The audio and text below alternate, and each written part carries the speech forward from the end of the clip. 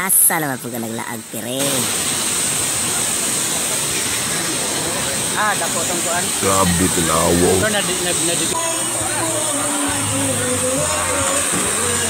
Ambak na Brad, ambak na.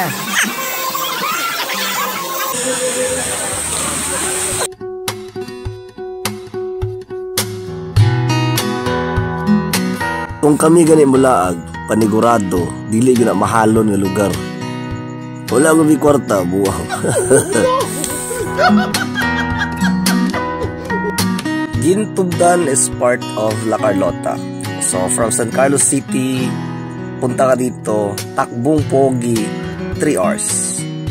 Pero kung takbong mura pong kag dayabag na sa kakusog sa dagan, oras ka pin, dala ka sa ospital. Recommended pang pamilya, barkada, or siguro pang love life, kung ganahan ka. Pwede ka dito mamasyal.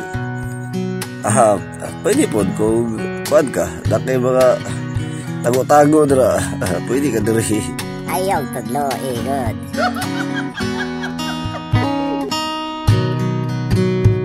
Cottage 300, again, wala may budget ha. Oo, yagot. Iubog mo kayo kung kabuhat na video. Dito namin sa 150 kay kuwan siya, lamisa with payo.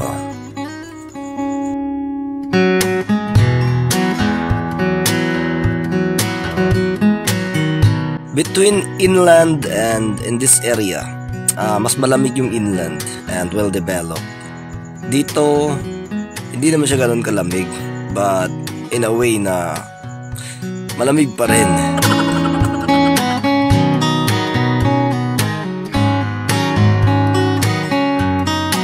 Drink all you want sa mga cottages ninyo.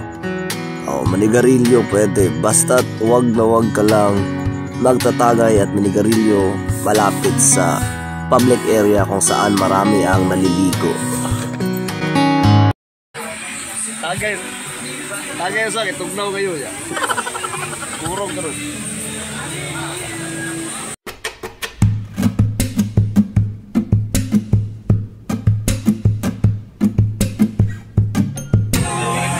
Unang tanong, overnight. So, tamang sagot, pwede.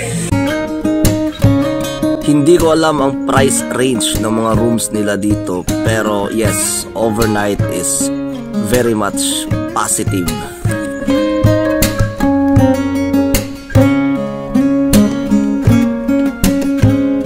Para kang nasa paanan ng Kadlaon talaga, like literally, part talaga siya ng Kadlaon na natural park. So, makikita nyo naman, nature ang dating nila dito.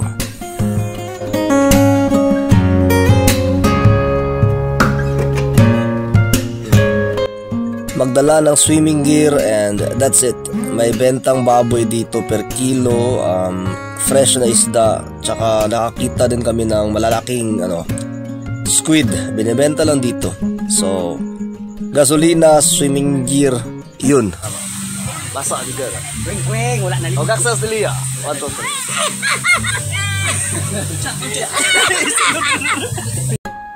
3. So I'm out with Tita Leah, Aying, Pilo, and King. So enjoying the day na lang. So pag pupunta ka dito, may motor ka, marami kayo, pwede. May nakikita din kami ditong mga grupo ng mga riders.